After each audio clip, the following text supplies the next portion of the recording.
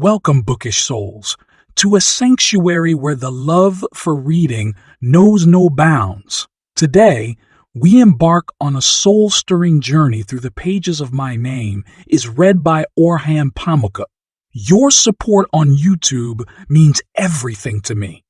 If you enjoy my videos, make sure to give them a thumbs up and hit that subscribe follow button. And if you have any thoughts or questions, drop a comment below. I love hearing from you. Chapters 1-4.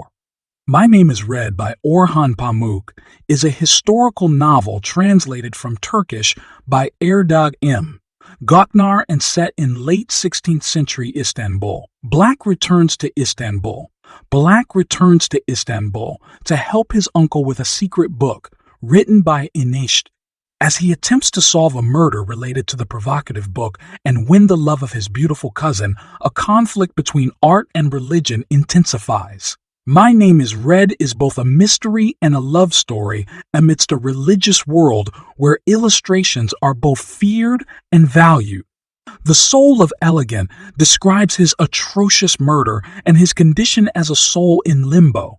He thinks of the wonders he experienced and is often illustrated, but he cannot view the wonders of heaven or even tell us much about the hereafter until his body is properly buried. Elegant encourages the faithful to continue living rightfully by explaining that in his current state, he can only see things that relate to him. Elegant reflects on his happy life and his work as an illuminator. He sees his family waiting for him. He agonizes over his current condition and compares it to the relief he felt at the moment he died. Elegant knows his friends and family. Imagine he is pursuing some project or woman in Istanbul. He urges them to find his body and bury it, and then find his murderer and torture him. Elegant believes that his death is part of a conspiracy against his religion and traditions and warns of the implications. Black has spent the last 12 years traveling across Persia doing secretary work for pashas, working as a letter carrier and tax collector, and working as an agent to commission illustrated books for the wealthy. Black's uncle hears of Black's books and asks him in a letter to come back to Istanbul. Black returns to find things in his city much different. Many of his friends and family have died or moved, and he grieves for them. He finds a place to live in his old neighborhood. Although he finds Istanbul to be a city with more riches and more rich people, the value of money has declined to such an extent as to cause rioting at the Sultan's palace.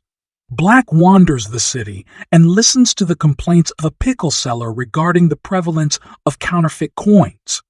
The pickle seller also informs Black of a popular preacher who has risen to infamy during this period of inflation by proclaiming that all the city's woes are a result of the people's wicked ways. Black finds an excuse to get away from the pickle seller and wanders the city. He believes he will soon see his beloved cousin again. Black knows that he has completely forgotten what she looks like. Black ends up at the coffee house. In the coffee house, the storyteller gives voice to the dog in the picture hanging next to him. The dog alludes to Nusret Hoca of Erzurum as a gifted orator who has made up for his lack of intellect with his animated and chastising sermons. Nusret grows bold with his popularity and begins to blame inflation, the plague and military defeat on the people's failure to follow the Islam from Muhammad's time. Nusret cites numerous ways in which people have strayed from the faith. His evangelical tongue lashings gain him even more popularity. The murderer confesses to killing Elegant but conceals enough information so that his identity remains a mystery. As the murderer comes to terms with losing his innocence, he is restless. He wanders the streets endlessly. He goes to the coffee house where his associates often go to listen to the storytellers, although he would rather avoid the other miniaturists. He does not want them to grow suspicious. The murderer even draws pictures for the storyteller, although he feels this is beneath him. He does the drawings so the others will not accuse him of being conceited. He laughs, along with everyone at the dog's story, but he is paranoid when he overhears someone say that Nusret Hoja's men will probably raid the place. The murderer reflects on the issue of style, beginning with a description of a picture from a book recounting the story of Huzrev and Shirin. The famous Master Bisad had illustrated the beautiful picture in such a way that everyone knew he was the artist. He did not sign his name. The murderer had learned in his childhood that Bisad must have felt embarrassed and ashamed to create such a work because a truly great masterpiece would not show any signs of the artist's identity. The murderer goes looking for signs of his guilt in the murder and finds that snow has covered and erased any traces. The murderer recounts the scene of his crime. The murderer leads Elegant to a well and tells him where to dig to find gold pieces. This is a bribe to keep Elegant from talking to Enişte, then burning the pictures and inciting the Erzurumuz. Elegant, however, is upset. His innocence and passion is obvious. Elegant is sure they will spend an eternity in hell for working on the book, even though they did not fully understand what they were doing. The murderer sees that Elegant is ready to confess everything about the secret book. In a final attempt to quiet Elegant, the murderer shows his practiced drawings of horses. As they argue, the murderer seeks and finds a sign.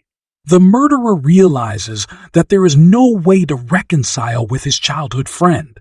He kills Elegant by smashing his skull with a stone and drops him into the well. Chapters 5-7. Enişte introduces himself and tells how his nephew Black came into his everyday life as a child. Enişte apprentices Black to the book, making arts, but when Black fails to hide his growing passion for his cousin, Şikur, Enişte forbids the match and banishes Black. With Black's return, Enişte is delighted to see a responsible, mature young man with whom he can still share his love of books. Enişte has two dilemmas. His daughter, Şeker, has been waiting for her husband to return from war for 4 years. He does not discuss this problem with Black. Enişte's other dilemma is that one of his artists has gone missing. Enişte asks Black to investigate Elegant's disappearance. The point of view changes in Chapter 6 to Enişte's grandson, Orhan, but the scene is still the discussion between Enişte and Black. Black sees Şeker's forgotten face in Orhan. Orhan recounts the dialogue between Enişte and Black. They are talking about the probable murder of Elegant. Enişte assumes the issue of style has led someone to murder Elegant. Enişte describes the work of the book, Arts Workshop, an illustrated book of the book, Arts Workshop, an illustrated book of festivities directed by Master Osman. Enişte tells Black to observe the miniaturists and Master Osman both at the workshop and their homes, where they are doing most of their work. Orhan then leaves the room and meets his mother, Şeker. She is spying on the conversation between her father and Black. After scolding Orhan for not leaving them alone, Şeker quickly writes a letter and asks Orhan to send in Hayri, their slave. Orhan goes to the kitchen, where he fights with his older brother, Şevket. Hayri leaves under the premise of buying more lemons, but Orhan knows she is lying. Şeker returns to the kitchen and scolds her children again for not behaving while their grandfather has a guest. In Chapter 7, the point of view changes again to Black's. After seeing Orhan, he considers leaving his uncle to find his long-lost love. He knows she is in the next room. However, Black patiently indulges his uncle Enişte. Enişte says that the Sultan wants to reclaim the style of the Franks. The Sultan allows the artist to work at home to get the book of festivities done in time for the 1000th year anniversary of the Hijra. Of course, the Sultan knows they are all also describes Master Osman as both blind and senile, but instructs Black to visit with him to find out what he can about Elegant's disappearance. Black accepts the assignment and takes his leave of his uncle. Out in the street, a large, boisterous woman approaches him. She talks and compliments him, then stealthily presents a letter which Black accepts. The woman tells him to ride around the street and look back at the house he just left, near a pomegranate tree. Black follows her instructions and is rewarded with a glimpse of his lost love's face as Shakure opens the shutters and looks out onto the courtyard. He thinks later how this scene reminds him of an illustration of Huzrev beneath Shirin's window, and Black is once again in love with Shakure. Chapters 8-11. Esther introduces herself and describes the details relating to Shakure's secret letter to Black. Esther assumes the letter is to Shakure's brother-in-law, who is eager to replace his missing brother as Shir's husband. Esther manages to read the letter, though she is illiterate. The letter asks Black not to repeat his youthful mistake and says that though he is close to her father, he should not call at the house anymore. She is waiting for her husband, and though he has been missing for 4 years, she thinks of nothing else. Shakure also encloses the illustration that Black gave her years ago, depicting a personalized scene from the Huzrev and Shirin story. Esther then analyzes the letter, insisting that letters say much more than their words. She believes that Shakure does not really want to make the letter secret, but in giving the outward appearances of secrecy, she turns it into a love letter. Shakure has perfumed the letter, further inviting love. Esther says the script also has an effect of saying the opposite of appearances. Instead of being written carelessly, Esther is sure Shakure chose her words with precision. The enclosed illustration finalizes the love letter effect. Shakure is thinking about Black, not sure why she opens the shutter at just the right moment for Black to see her. Shakure thinks about him and tells herself to marry him. Shakure relates the back story of Black's inappropriate declaration of love 12 years ago. As youths, Shakure and Black often talk about the story of Huzrev and Shirin. Black makes many copies of the favorite illustration from that story and secretly makes another one depicting himself as Huzrev and Shakure as Shirin. He runs off fearful of rejection and embarrassed. Shakure tells her father about it. Her father considers Black insolent for such behavior. Black stops coming to the house altogether after that and soon leaves Istanbul. Shakure later disguises the names in the picture as flowers and keeps the picture as a memento of her childhood. Shakure leaves the window and goes down to the kitchen. She asks her father about the meeting with Black, and her father makes light of it. Orhan wonders why she put on her nice blouse. Shakure goes to the other room to change clothes and smooths the rouge that the boys have smudged. Shakure thinks about her husband. Since he has been missing so long, Shakure is in an awkward situation at his home with his father and brother. She cannot marry another while her husband is considered alive and missing. Shakure's brother-in-law, Hassan, and her father-in-law are not motivated to allow her to obtain a divorce. Hassan wants Shakure, but he treats her badly, ruining his chances. Shakure makes sure her father-in-law knows about his son's inappropriate advances, so she can return to her father's home. Desperate for Shakure's love, Hassan writes her letters daily. Shakure brings her father some food and realizes this is the last snowfall he will see. The coffeehouse storyteller takes on the voice of the drawing of a tree intended for an important book. The patron of the book is banished, so completing the book becomes complicated. A devoted librarian travels the country to find the scattered artist to complete the book. When the librarian hires couriers to help, the book progresses more quickly, But one of the couriers is robbed and murdered, and the page of the tree he carries switches hands a few times before coming to the storyteller. The tree says that the famous preacher and the devil climb up into the branch of the tree together, making love. The tree also discusses the Franks and their way of portraiture. With satire, the tree reveals that if he had been drawn that way, he would be too real, rather than be a real tree. The tree wants to be a tree's meaning. Black knows he is in love with Shakur again. He realizes that by returning the illustration, she is playing a game with him. He writes her a response letter and sends word to Esther so she can deliver it to Shakur. Black goes to the artisan's workshop to begin his investigation. He meets Master Osman for the first time in 15 years. Because Master Osman hates Inishti, he is suspicious of Black. Master Osman asks about Black's travels, and everyone in the workshop listens to the stories.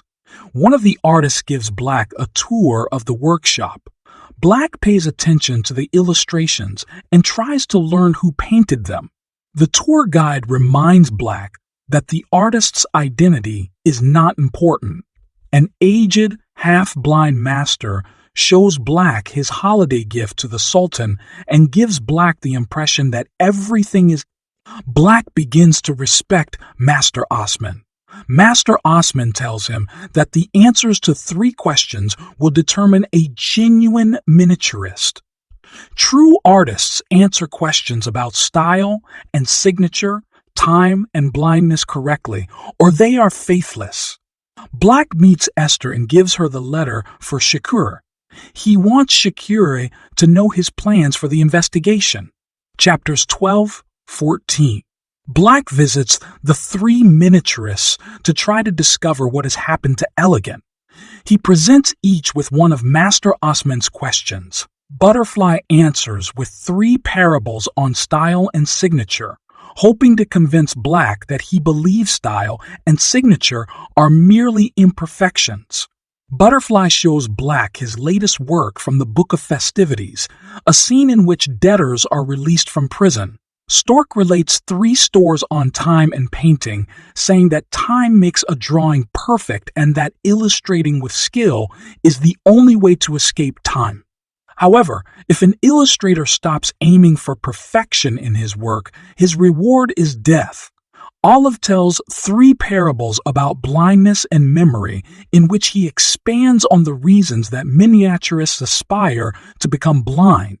Before Olive can show Black any specific illustrations, an apprentice arrives to inform Olive that Elegant's body has been found and that the funeral will start with the afternoon prayers. Chapters 15-19. Esther talks about Shakur with Black. When she leaves, Esther does not deliver Black's letter right away as promised. She first visits Hassan, Shakur's brother-in-law, to let him read Black's letter. Black's letter is sincere, complimentary, and ambitious in seeking Shakur's affections. Hassan returns Black's letter to deliver and gives Esther his own letter for Shakur with a rude threat that Shakur must return to her husband's home. Esther leaves in poor spirits because she is starting to wonder whether she wants to help love-stricken Hassan. Esther delivers the 2 letters to Shakur, telling Shakur that Black is very much in love. They gossip about Elegant's discovered body. Shakur has Hayri take Halva to Elegant's widow to show her condolences. Esther waits silently as Shakur reads Black's letter. Esther asks what he has written. Shakur automatically answers Esther's probes with her standard answer that she is married and waiting for her husband.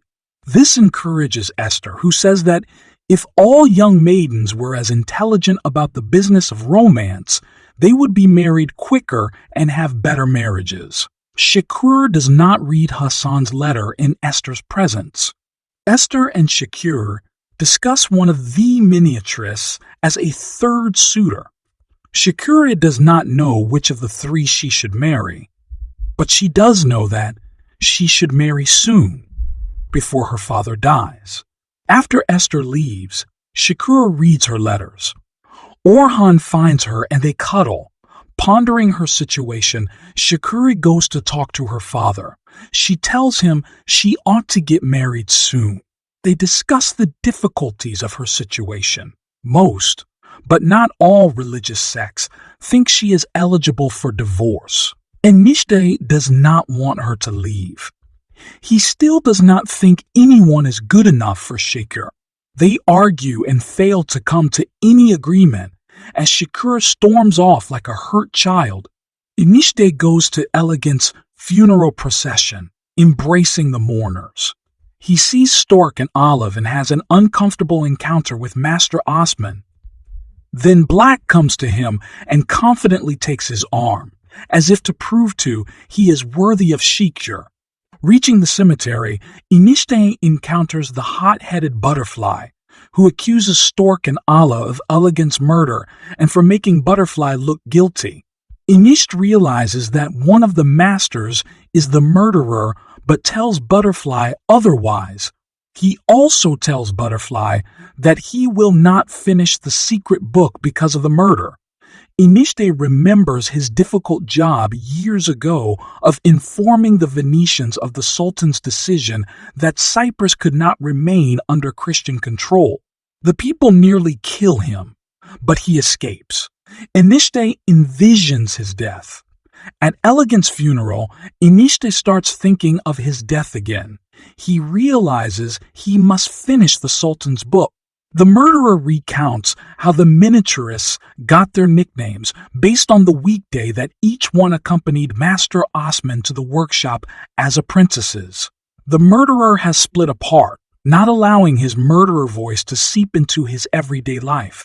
The murderer says that after Elegant joined Erzurum's, their previously close relationship changes.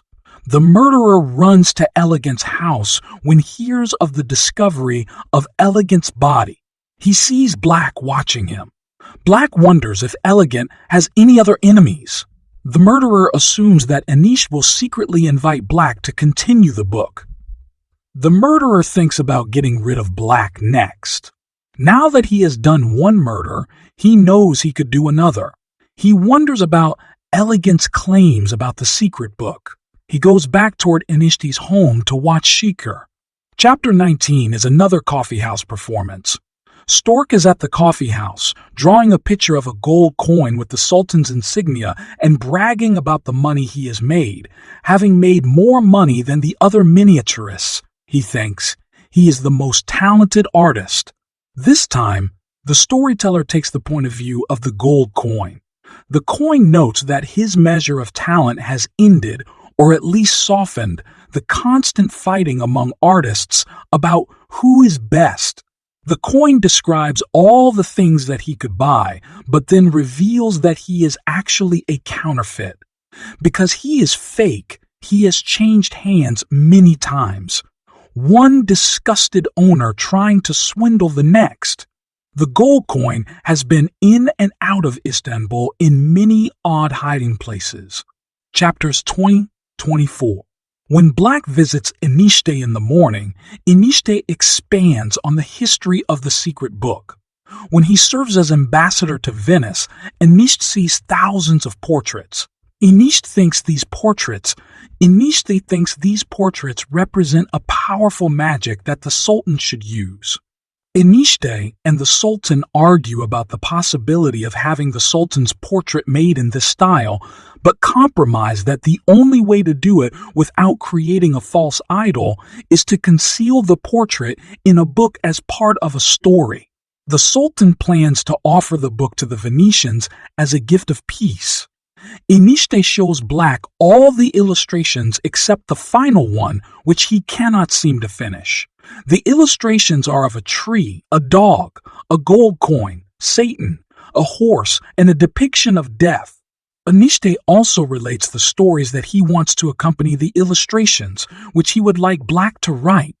Enişte and Black spend the day together talking. Black thinks about the story he must write for these strange illustrations in order to win Shakura. Şevket and Orhan bring a tray of coffee and food to observe Black as a man who might become their father. Black compliments the boys. Black pretends to be interested in Enişte's stories, but instead, he wonders where Şükür is. He feels her watching him and sizing him up as a future husband. Şevket comes back and gives Black a blank, perfumed sheet of paper. Later, Şevket corners Black outside the outhouse and invites him to the house of a hanged Jew to see a dead cat. Black tries to impress Şevket with stories of his travels. Black and Şevket talk about Şevket's missing father, who Şevket now accepts as dead after his mother's dream. When Black leaves, Enişte and Şükür stand in the dark room and talk about the possibility of her marrying Black. She only wants to please her father, and they come to an agreement that she will marry Black after he helps her father finish the book. Enişte wonders if Şükür and Black are communicating, and she lies. As they embrace, Enişte realizes that she and Black have exchanged letters. The murderer is working on another moonlighting project when his restlessness forces him out to walk again. He goes to an abandoned dervish lodge. He prays and cleans to find a little peace. He is not afraid of earthly judgment, but he is afraid. He rationalizes and justifies Elegant's murder by assuming Elegant is manipulative and slandering. As the murderer walks again, he doubts his justifications and wonders if Elegant's last words are truthful. After noticing the bizarre positioning and sizing of the final picture, which has always been partly concealed, the murderer knows there is something troubling about that final picture. He finds himself spying on Enişte's home, trying to imagine where Şükür is. He watches Black leave and thinks about murdering Black. The coffeehouse storyteller tells a story as Death. Death's story is of an aging old man and a young miniaturist. The old man tempts the artist with fine materials and money to draw Death's portrait. The artist is reluctant, but his curiosity eventually overcomes his religious objections, and he eagerly draws a terrifying picture of Death while the old man reads about Death from different books. The artist later regrets the drawing because it is imperfect, disrespectful, and dishonorable to the old masters. Chapters 25-27. Hayri arrives with a letter from Şükür to deliver to Black. Esther first takes it to Hasan, who reads it aloud to her. Şükür gives Black hope, but she insists that he finish the story for her father's book. Hasan and Esther gossip about the book and the murder. Esther refrains from pitting Black against Hasan. She delivers the letter to Black and waits for his response. She returns to Hasan to show him the letter, in which Black asks Şükür to meet at the house of the hanged Jew. Hasan and Esther discuss the letter. Şükür is spying on Black again, waiting for his response to her letter, as well as the daily letter from Hasan. When Esther arrives, Şükür reads Black's letter first, which invites her to meet at the house of the hanged Jew. In Hasan's letter, he threatens to involve a judge to force Şükür back to her husband's house. Şükür tries to get more information from Esther, who offers nothing new from either suitor. Şükür encourages Esther to leave with her silence.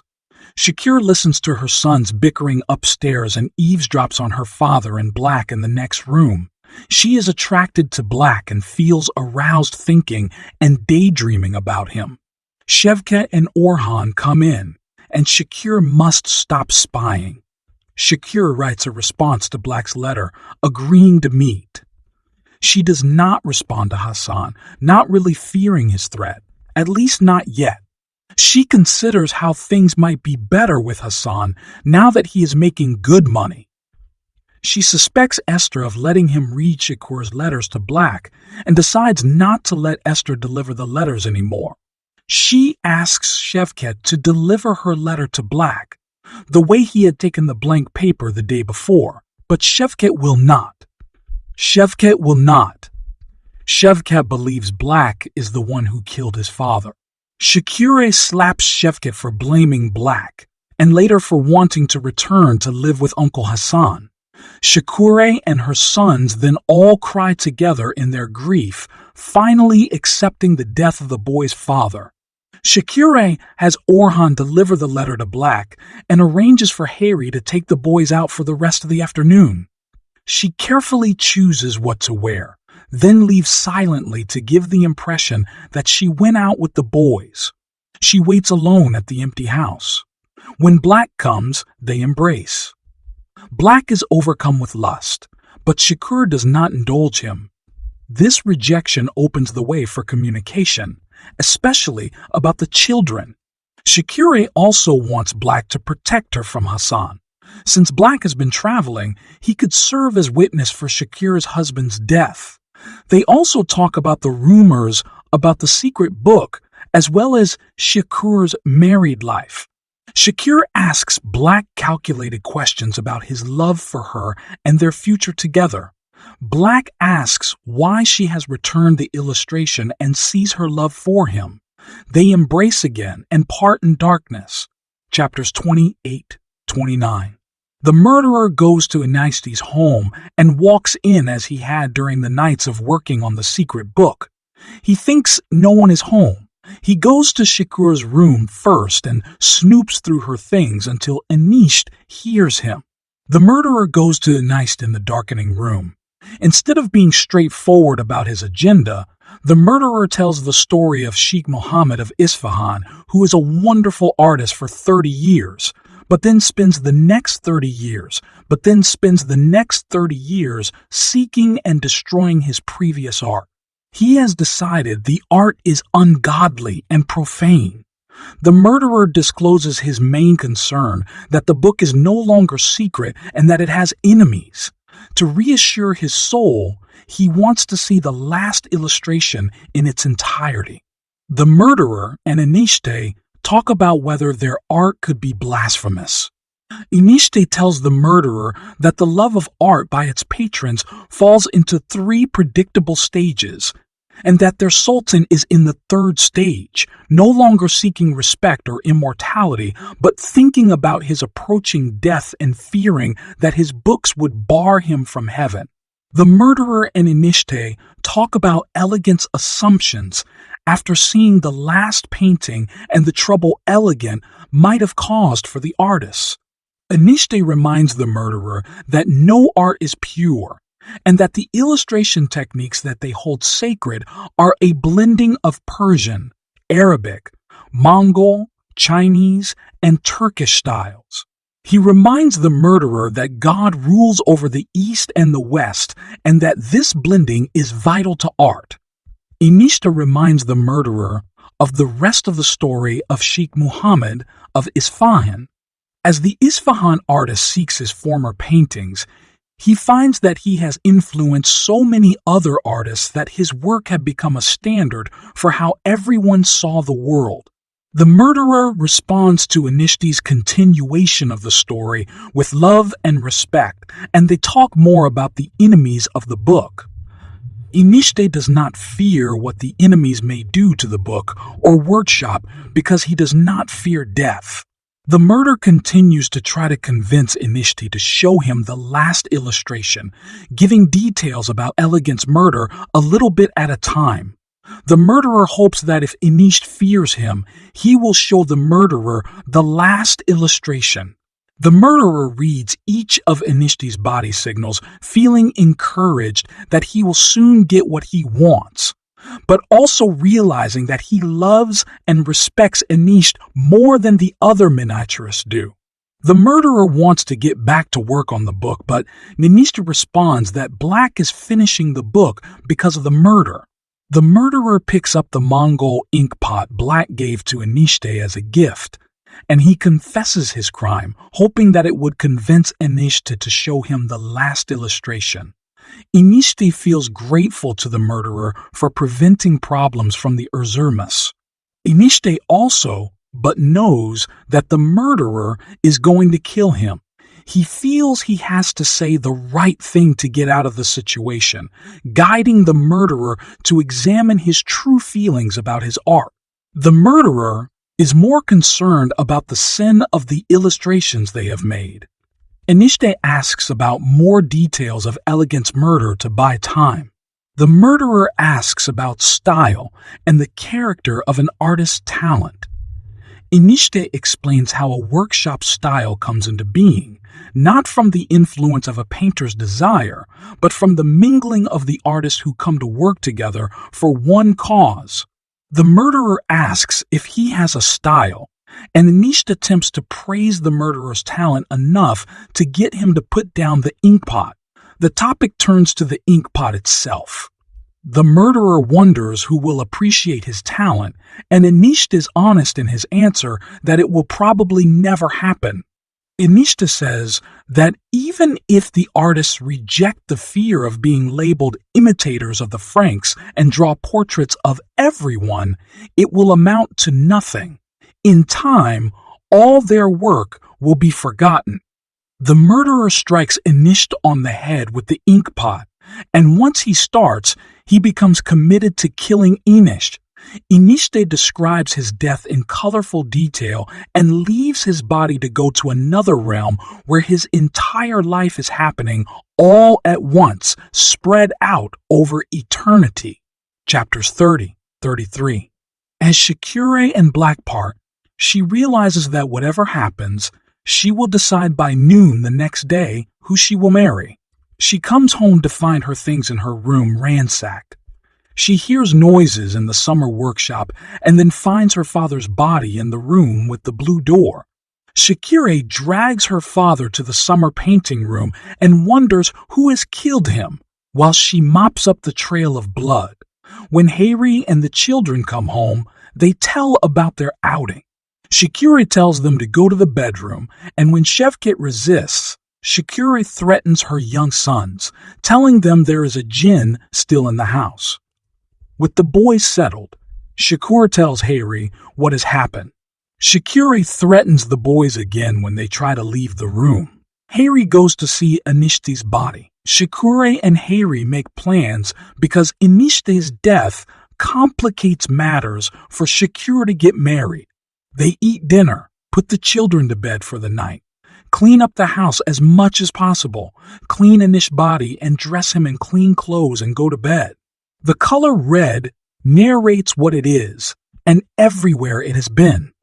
It attempts to answer the question of what it is like to be a color. It reflects on the master artist and the steps for preparing the red paint.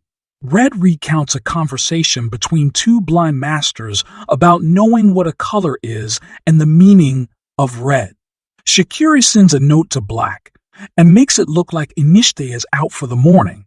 She meets Black at the house of the hanged Jew again, as if it is a business meeting. They come to a prenuptial agreement, and Şüküre gives Black a list of things to do before they can marry that evening.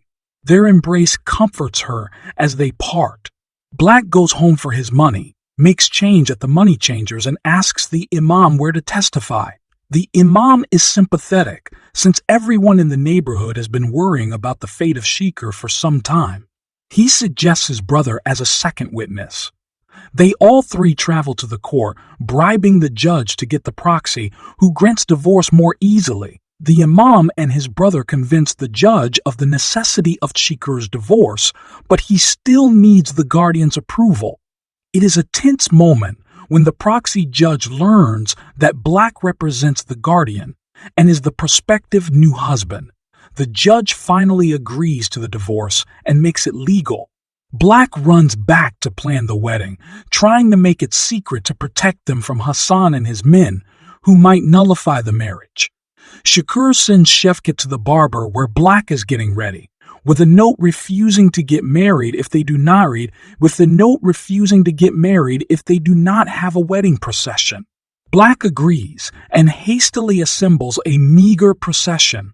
Black and Şüküre ride on white horses around the neighborhood for the procession. Children trail the procession. expecting the silver coins, protecting the silver coins, protecting the procession in case Hal and his men arrive with threat. Harry airs out the house, so it will not smell of death, and the procession returns. Black and Shakir marry in the darkened room where Enishte lay as if sick instead of already dead. Black talks to Enishte and makes it look as though Enishte whispers back something of his approval and marriage advice. Black asks everyone to leave the sick room. After the reception, Black and Shakira are back in the room with Enishte's corpse, embracing and happy that they succeeded in overcoming all their obstacles. Chapters 34-37. Shakira instructs her sons to respect their new father, at the same time telling Black to be patient and forgiving with the boys, who have grown up without a father. As the boys get ready for bed, Shakira looks at the remaining 9 pictures from her father's book. The murderer has stolen the 10th and final illustration. She leaves the boys to sit with Black in the workshop on their wedding night. They look at the pictures in silence and finally talk about the circumstances. Shakira hears someone go into her father's room and runs to check on him. She returns to Black, playing another game of love. She openly rejects him, but secretly wants him to continue with his kisses. Shakira says she will not sleep with him until the murderer is caught. Shakira falls into a fitful sleep in the bed she shares with her sons. She wakes in a panic, not knowing whether she heard sounds in her dreams or if the sounds are really happening. She goes out into the courtyard where the gate is open. She sees Black talking to someone and realizes it is Hassan. Hassan threatens the security of the new marriage. While Black and Shakir argue with Hassan, Shevket cries out when he discovers that his grandfather is dead. Hassan accuses Black and Shakir of murder. Black replies that Hassan is more of a suspect for revenge and to prevent the marriage. Shakir pleads with both of them not to go to the judge. Hassan hopes to be tortured to prove his innocence and leaves. The horse is another of the coffeehouse storyteller's props. The horse's narrative presents a story of a proposed marriage between a king and Venetian doge's daughter. The king sends an artist to paint a portrait of the woman. The portrait that arrives is so lifelike that one of his horses tried to mount the horse in the picture. The horse then philosophizes about realistic pictures and tells another story about a prince confined to a cell for his whole life. The prince has all the kingdom's horses destroyed, but then is not prepared for battle with his enemy. Black sits up late into the night looking at the illustrations, not feeling motivated to finish the book, but knowing he must to truly win Shakir. In the morning, Harry and Shakir shriek and wail to announce Enishte's death to the neighborhood, and Black joins them, finally grieving for Enishte. Black goes to the neighborhood mosque to tell the preacher of Enish's death. The preacher suggests the same brother that served as a divorce witness the day before, as well as his half-blind brother, to prepare the body. Black arranges to report the murder to the head treasurer. At the head treasurer's chamber, Black tells the clerk the situation, knowing that he may be condemned for the murder himself if things do not go well. The head treasurer summons Black. Black cries as he explains everything that has happened since his return to Istanbul 6 days ago. The head treasurer tells Black to announce the death to the workshop because he wants all the artists to attend the funeral. Black mentions Enishte's belief that Elegant's murderer is one of the artists. Black also suggests that the same person is Enishte's murderer. The head treasurer asks about the unfinished book. Black gives the head treasurer an update. The head treasurer is baffled about the progress of the book, but he seems to believe Black's story and allows Black to leave.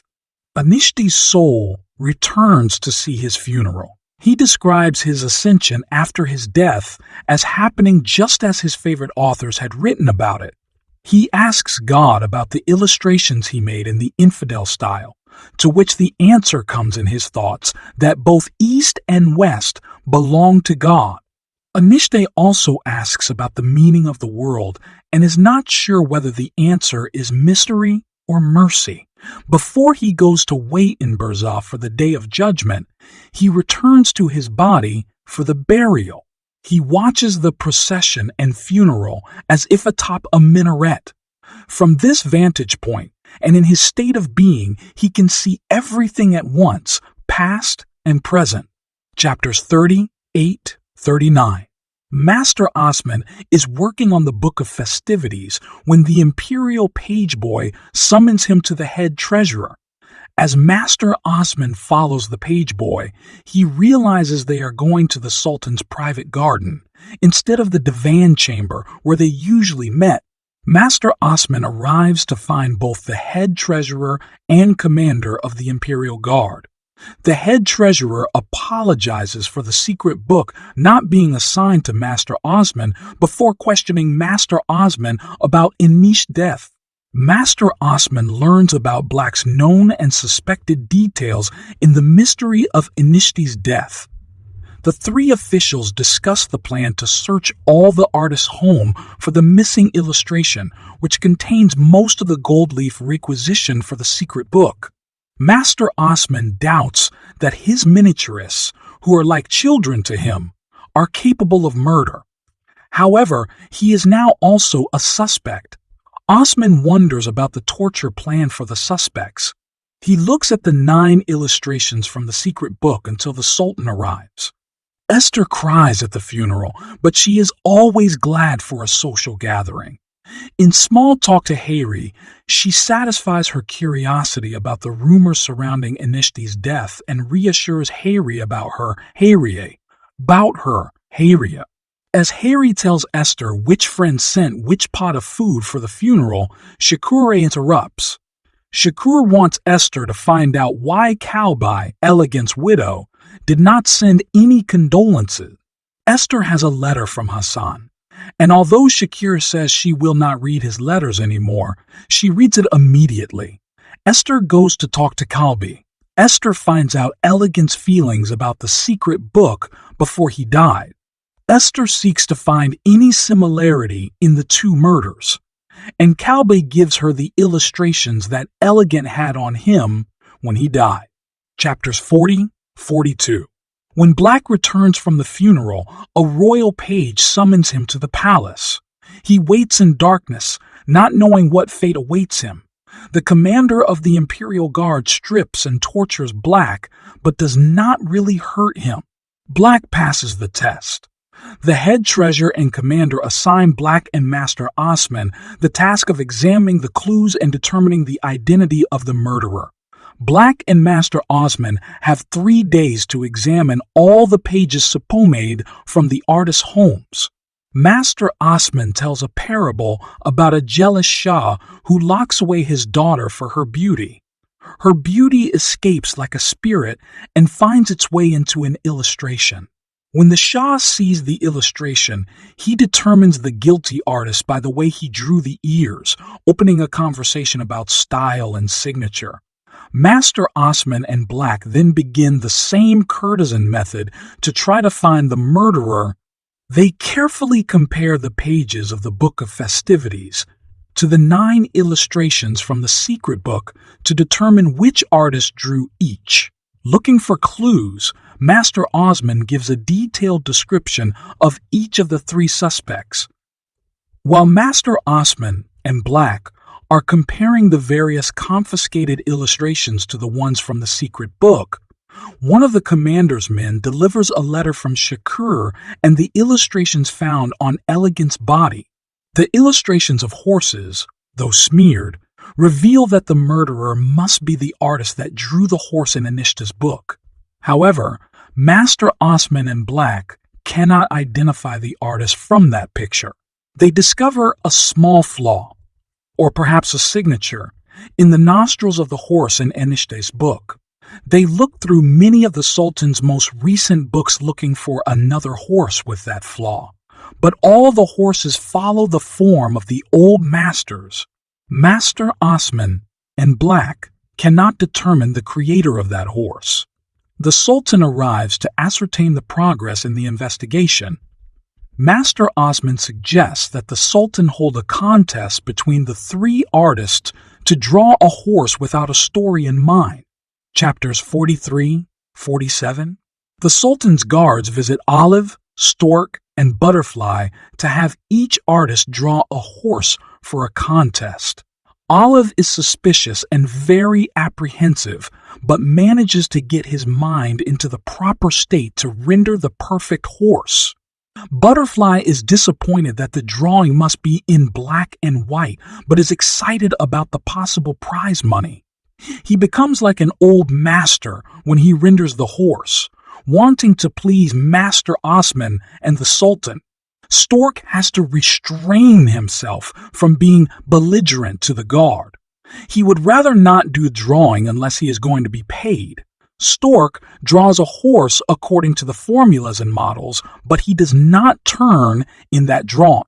Instead, he traces a more creative horse from his notebook and bribes the guard to accept it and keep quiet about it. After drawing the horse for the contest, the murderer leaves home to wander. He stops for dinner and tells a fellow diner who knows nothing of art than he is Behzad. The murderer is annoyed with the diner's education and leaves to wander again. He stops at the abandoned dervish lodge for his ritual cleaning. Then he attempts to do a self-portrait on the last illustration. The murderer becomes frustrated that he cannot do it and erases his work before wandering again. He goes to the coffee house and reluctantly mingles with the other artisans. The murderer tells his companions 2 stories to ease his loneliness. The first story is about a miniaturist who has lost both his eyes and his hands. Believing that his vision is now perfect, he dictates what he sees to an apprentice who collects the information into 3 books. Those books are widely used before being destroyed and forgotten. The murderer points out that some of the illustrations reappear in other books and that the forms are still often used. The second story is about a miniaturist who could apparently see God's vision without going blind. His fate was to be blinded before being killed.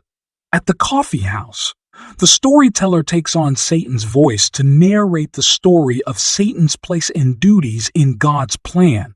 Satan philosophizes on good and evil and comes to the subject of figurative painting. According to the Erzurumis, Satan is behind figurative painting, but Satan denies this claim. Satan reminds the coffeehouse crowd that he would not bow before man, and that was the start of his fate, so it makes no sense that he would have thought of painting a realistic portrait of a man placed in the center of the page as if an idol. Chapters 48-50. Shakire wakes Black and tells him that her father told her in a dream that Black was the murderer. As they talk, she threatens Black and tries to scare him with Hassan's red sword. However, she is also reassured by his love. She still seeks to prove that he is in no way connected to the murders. Black and Master Osman go to the Sultan's private garden again. They look at the 3 horses drawn for the contest, but none have the strange nostrils. Master Osman knows that the horse for Anishti's book has come from somewhere deep in the artist's past and asks to see the books in the treasury to try to figure it out. The Sultan grants Black and Master Osman access to the inner treasury with Jazmi Agha, who knows his way around all the books better than anyone else. Locked in the inner treasury, they look at books all day without finding another horse like the one drawn for Inisht. In the evening, when the treasury doors open to let Black and Master Osman go home for the evening, Master Osman asks to stay all night, and Black finds himself staying as well. The coffeehouse storyteller gives voice to the drawing of two dervishes. A Venetian has drawn them for a few Venetian coins to take back to his country. The drawing, which eventually makes its way back to Istanbul, encounters the preacher from Erzurum, who the storyteller is not supposed to discuss again. The preacher condemns the dervishes for all of their faults, but the dervishes know he is no better. The dervishes freeze to death, but because they are in a picture, they are virtually immortal. Chapters 51-52. Master Osman tells stories behind these precious and legendary books in the inner treasury as he drinks up their images and tries to determine the artist and purpose of each book. He tries to share his astonished joy with Black and the dwarf, but they do not appreciate the art nor the history the way he does. While seeing the great work of Beyazad, Master Osman senses that he will soon also be blind. He complains about everything ending. Black reminds Master Osman that they are looking for clues to the murders. Deep in the night, Master Osman finds Shah Thomas's Book of Kings, a huge and heavy book he had briefly viewed in his youth. He is grateful for the chance to linger over it now. However, Master Osman cannot give it his full attention because of gossip from years past, because he is looking for a sign that Beyazad had worked on it instead of going blind, or while he was blind, and because he is looking at the horse's nostrils. Master Osman does not find any clipped horse nostrils, nor does he find any sign that Beyazad worked on this book. In addition, he regrets that the style of his workshop has never come close to these magnificent pictures. Master Osman recalls a list of gifts given along with this book, including Beyazad's plume needle. Master Osman asks Jazmi Aga where he had found the Book of Kings. Master Osman goes to that cabinet, finds the plume needle, and takes it back to his seat. He sits and looks at the needle, asking himself many questions, but he has already made up his mind. Master Osman picks up the mirror he noticed earlier. He does not hesitate as he pokes the needle into each of his eyes. Black notices that something is different about Master Osman. Master Osman tells about Master Beyazad's plume needle. Black takes the needle to examine it more closely in another room. While there, Black looks at the less reputable books that have been confiscated from pashas who were executed. He finds a horse with the strange nostrils. Master Osman provides his insight about the book as he tells about the Mongol custom of cutting open their horses' nostrils to help them breathe as they traveled farther. Master Osman explains how when the Mongols invaded, calligrapher turned, illustrator Ibn Shakir fled the city in the opposite direction. Shakir studied horses as he traveled north, but probably never saw a horse with clipped nostrils. Black begins to suspect self-induced blindness in Master Osman. Black knows that Master Osman knows who the murderer is when Black first asks. Black flatters Master Osman about the workshop style he has defined.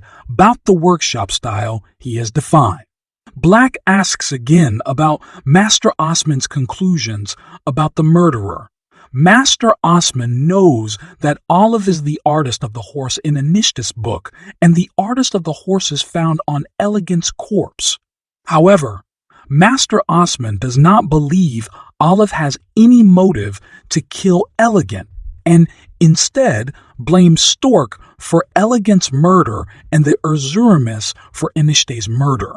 When Master Osman details the grudge he feels toward Enishte, Black realizes Master Osman would give up any artist to torture and death as punishment for betraying Osman and his artistic tradition with their contributions to Enish's book. Black suspects that Master Osman himself may be the murderer. His love for Master Osman starts to dissolve. Black tells Master Osman that he wants to leave the inner treasury at the next opening so that he can be with his new wife. Master Osman and Jazmi Aga stay, and the officers fail to search Black, who steals the plume needle. He goes home and finds no one there. Chapters 53, 54. Black goes to Esther for help finding Shakir and the children. Esther tells Black about Hassan convincing Şevket that his father is returning that afternoon. Şevket runs off to his former home to wait. Shakir and Orhan wait alone through the night for Black to come home. Still waiting for Black, they join Şevket at Hassan's home the next day. Black takes Esther to get reinforcements before he goes to Hassan's home. Black finds out from the blind beggar that Hassan is not home. Esther delivers messages to Shakir's father-in-law and Shakir. Esther returns with messages for Black, then goes back into the house. Esther tries to convince Shakir to leave while Black and his men attack the house.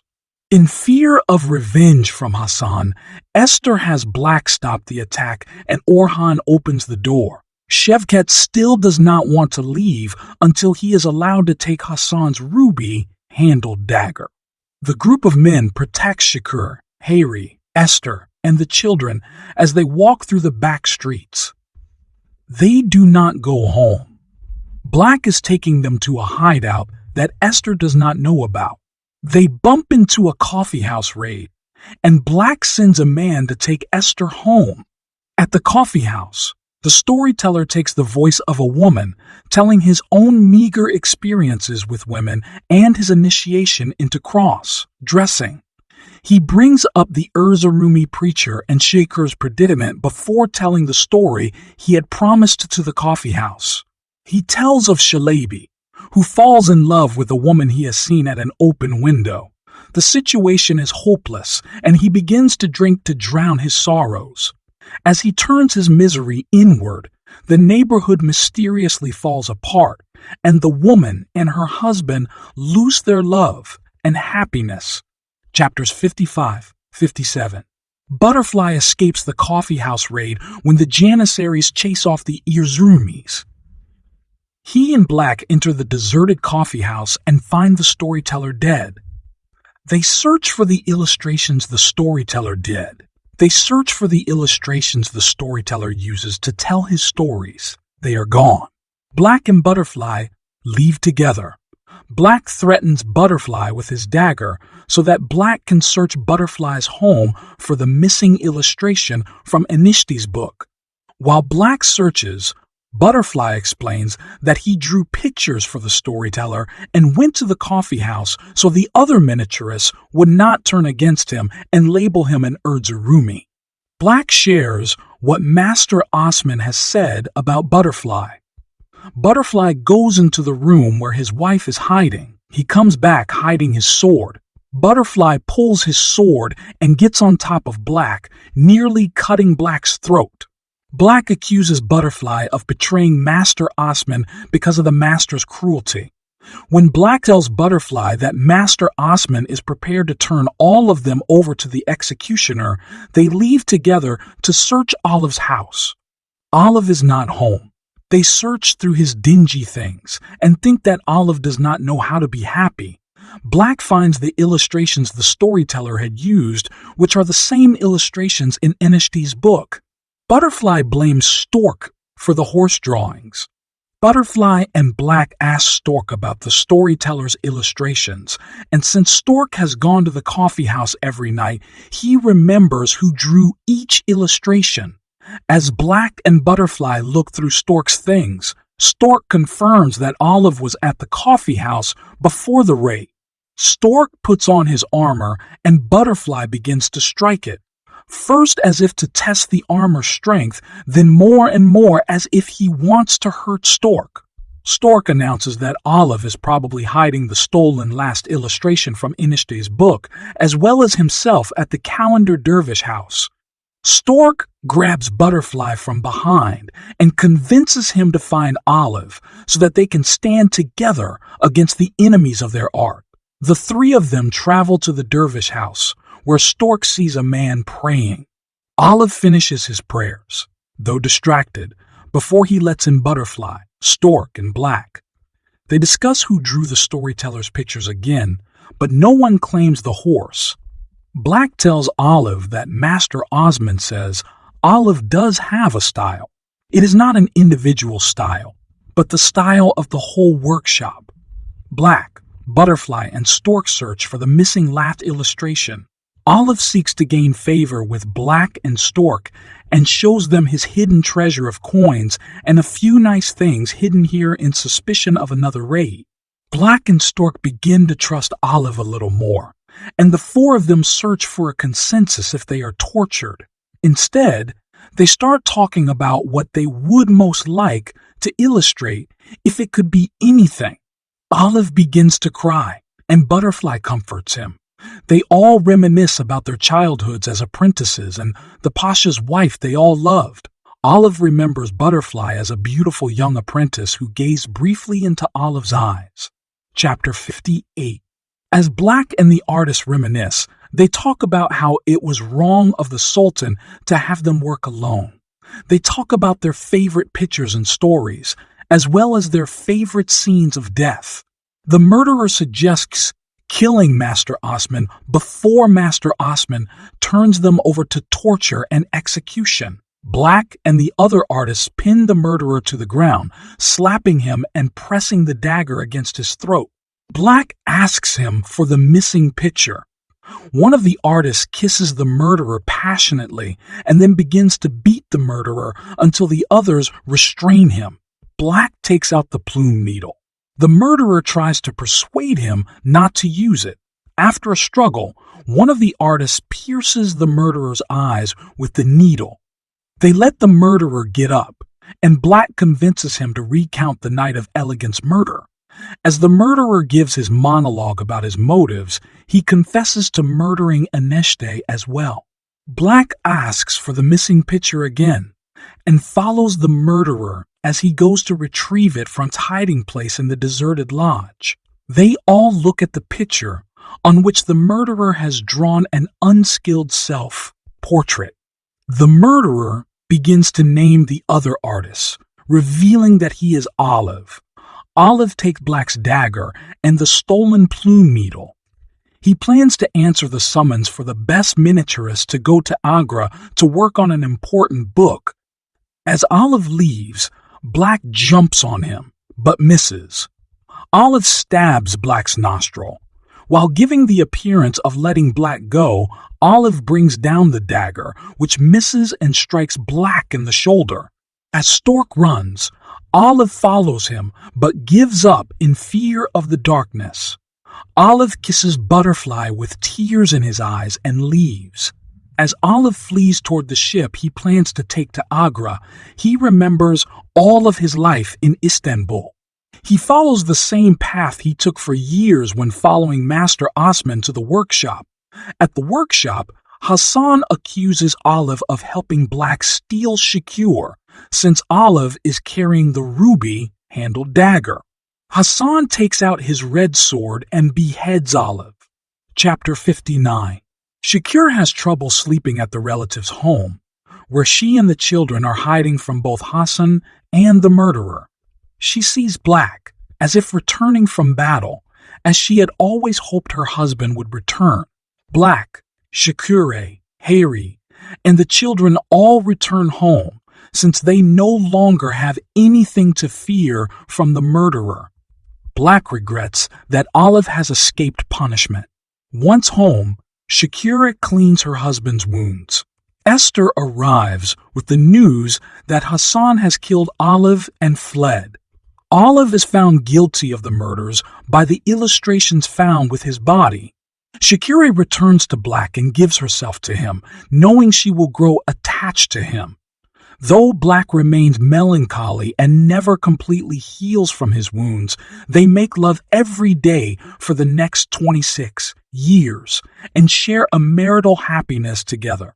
Anishti's book is never finished because the pictures found on Olive's body are bound with other random illustrations and forgotten. The next sultan rejects all artistry, and Black's love of books becomes a more secretive activity. Later, the Queen of England sends a magnificent, intricate clock to the Sultan. The clock inspires awe and wonder. But the Sultan of that time smashes it in the night because of a sin of mimicking Allah's creation. This destruction is the final blow on illuminations and miniatures in Islamic art. The dog says that Nusret particularly rejects coffee drinking and gathering at coffee houses and accuses those men of such idiocy that they even listen to dogs. Nusret names these men his enemies and calls them dirty mongrels. The dog seeks to justify his species, believing the animosity toward dogs is unjustified. The dog reminds his listeners of the presence of a dog in the Quran, proud that a dog is barely mentioned in the chapter titled The Cave. The dog does not understand why people believe that dogs are impure and why a person must ritualistically clean his or her home or person after coming in contact with a dog. In contrast, the dog tells of the Europeans whose dogs all have owners and are allowed to frolic together. The dog says that being an enemy of dogs is to be an infidel. The dog would love to eat the boiled flesh of the cleric from Erzurum after his execution.